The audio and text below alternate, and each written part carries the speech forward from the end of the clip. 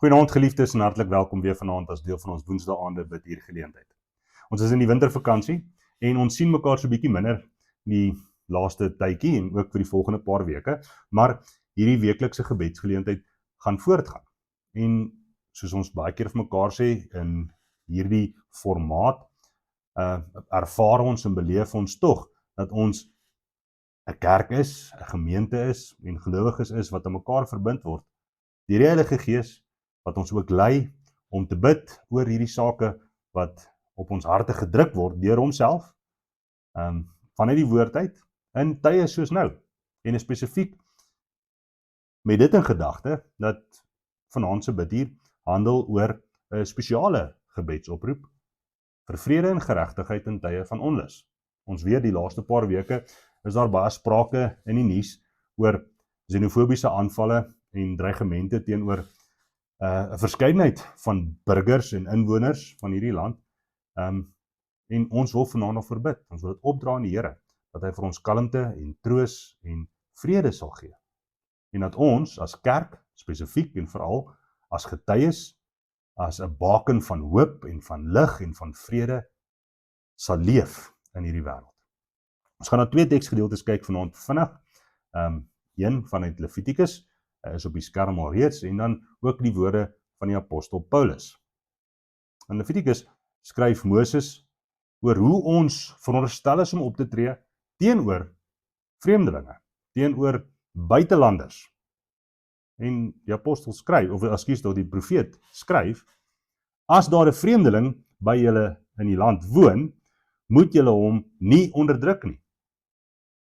Die vreemdeling wat by julle woon, moet vir julle soos een van die burgers van die land wees. 'n ander vertaling sê soos 'n broer. Jy moet hom lief hê soos jouself, skryf Moses, want julle was ook self vreemdelinge toe julle in Egipte was. En die Here het ons daaruit verlos, die volk, ons as volk van God daaruit verlos. En dan sê die teks, ek is die Here, julle God. Dis 'n opdrag van homself. Wees lief vir jou naaste. Wees lief vir die vreemdeling, soos jouself. Die apostel skryf, as dit moontlik is, sover dit van julle afhang, lewe in vrede met alle mense.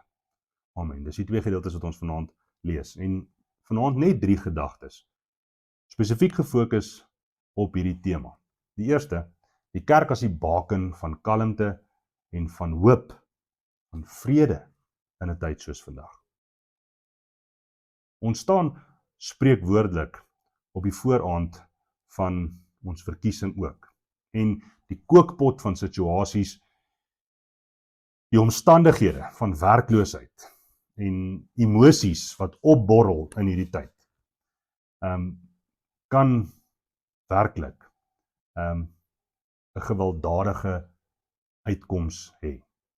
En ons bid, spesifiek vanaand ook, saam met soveel ander organisasies, kerke en mense, dat die Here ons sal behoed en bewaar van die geweld, maar ook sal gebruik as kerk in die geweld om vrede te bring.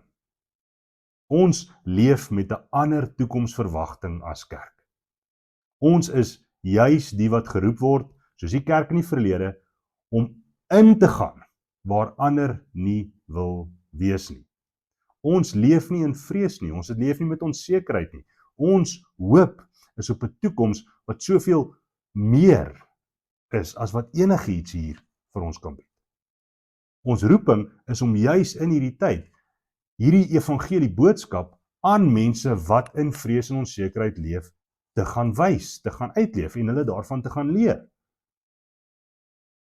As burgers van ander lande na ons toe kom, moet ons hierdie geleentheid gebruik om ook daardie vredesboodskap, daardie boodskap van liefde en genade van God uit te dra en uit te leef, sodat wanneer hulle ook terugkeer na hulle huise toe, na hulle families toe, waar hulle ook al is, hulle hierdie boodskap sal saamvat. En dat die koninkryk van God sal uitbrei. Ons weet dat hierdie xenofobiese aanvalle aangepor word deur allerhande politieke stemme in ons omgewing. En ons wil juis vra dat die Here vir ons die onderskeidingsvermoë sal gee, om ook te gaan leef, daar buite in die wêreld, as mense wat seker is van wat ook al mag kom, waar ons vrede gaan vind. Die Heilige Gees herinner ons dat ons as kerk nie deur populisme of humanistiese argumente gedryf moet word, maar dat ons oortuiging dieper is. Dat ons waarheid meer standvastig is in hierdie hoop van die evangelie van Jesus Christus. Selfs die dood of engele of magte of kragte, die swaard geweld kan ons nie van sy liefde skei nie. Dit moet ons uitleef. En dit moet ons leer vir mense wat nie weet waar hulle brood fisies dalk môre of vandaan gaan kom. As ons wel oorgaan in fisiese materiële ondersteuning, mag dit nooit net daarby bly nie. Mag dit die heeltyd gepaard gaan met die boodskap van ware hoop, lewe en verlossing. Uitkoms, nie net vir hier en nou nie, maar vir ewig. Die tweede gedagte. Ons het gehoor en ons sluit daarby aan, 'n oproep nie net van die koinonia synode af nie, maar vir koinonia, vir gemeenskaplikheid. Maar hierdie gemeenskaplikheid weer eens gebaseer op die waarheid van die skrif. As volgelinge van Jesus en spesifiek in die gees van ware koinonia is ons standpunt en die oproep waaraan ons ook wil gehoorsaam vir ware vrede in waarheid. Elkeen van ons word opgeroep om terug te keer na die skrif waarhede toe, wanneer dit kom by wat die kerk veronderstel is om te wees, hoe die kerk veronderstel is om te leef. En dit is soveel meer as 'n sosiale hulpverleningsorganisasie.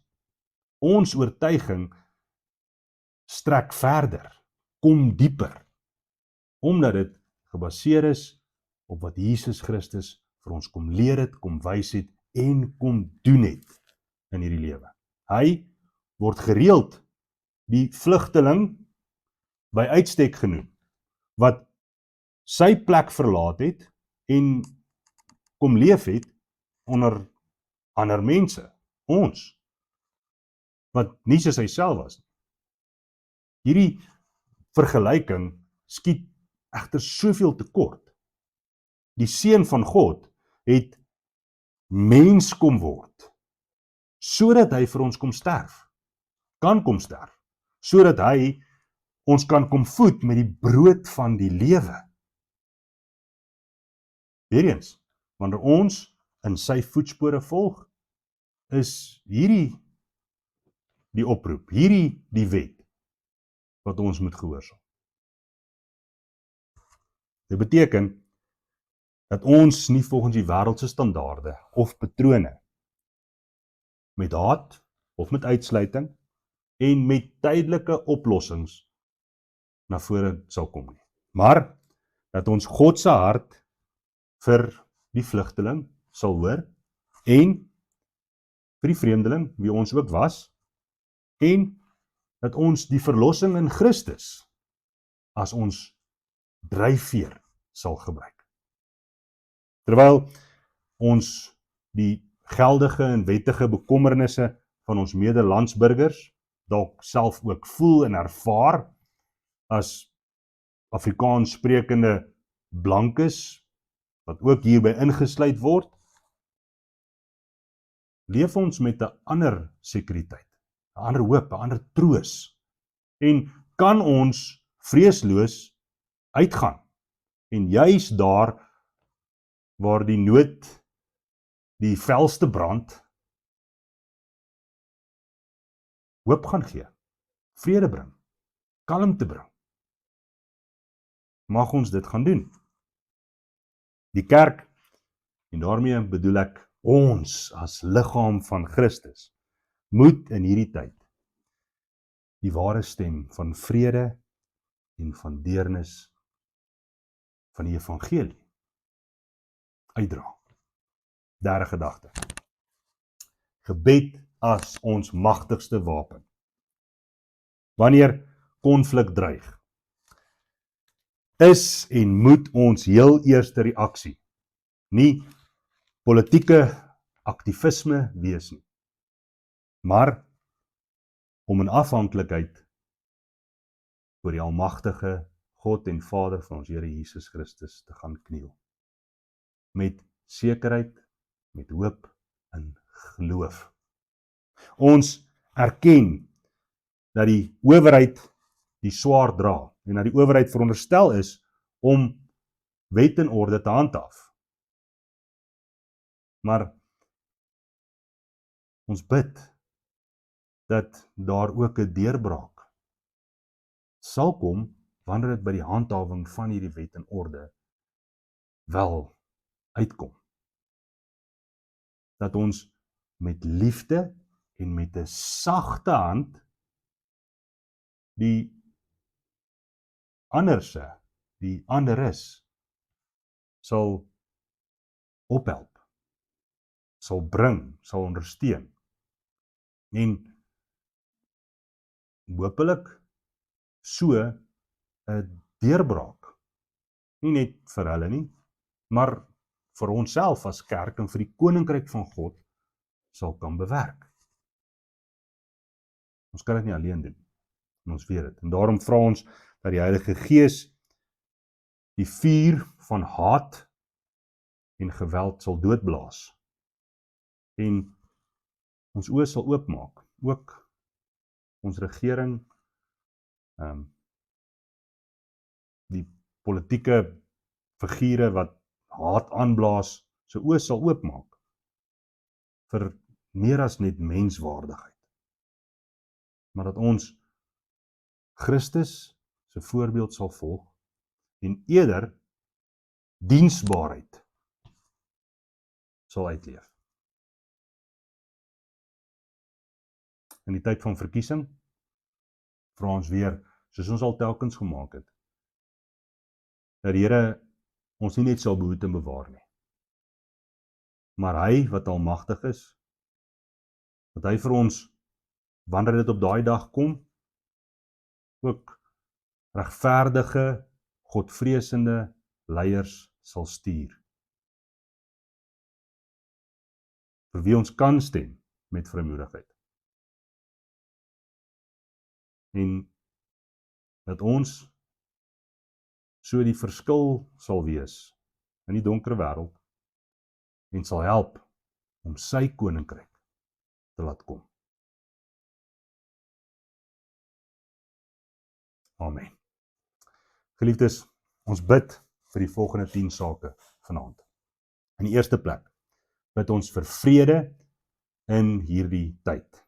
Ons bid nie net vir die gebeure van gister en vandag en soos hulle dreig die tweede nie, maar in hierdie tyd dat die Here se ware vrede deur ons sal skyn. Ons bid vir die owerheid en vir ons veiligheidsmagte, polisie en die mense wat dalk op die voorste linies gaan wees vir beskerming en vir koelkoppe dat geweld nie sal uitbreek nie. Ons bid vir die kwesbares en daarmee saam dan ook die buitelanders wat onregverdig hanteer word waar dit onregverdig is en dat die Here ook die wat werklik aan die verkeerde kant is op sy manier aan die pen sal laat ry sodat reg en geregtigheid uiteindelik ook sal geskied. Ons bid vir die komende verkiesing. Ons bid vir die kerk se getuienis in hierdie tyd. Ons bid vir herstel en genesing van ons land en individue se lewens, sodat die Here vir ons waar daar siekte en ongesteldheid is, maar ook waar daar slegte en verkeerde gedagtes is, dat die Here sal herstel en sal troos.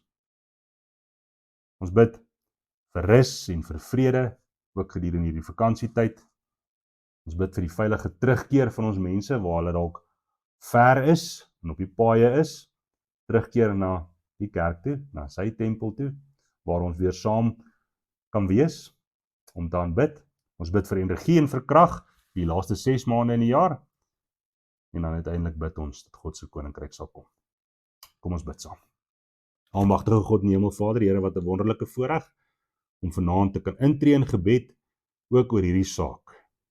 Ons vra, Here, soos ons vanaand ook gehoor het, en soos ons vanaand ook gesê het, mag U vir ons vrede en veiligheid gee.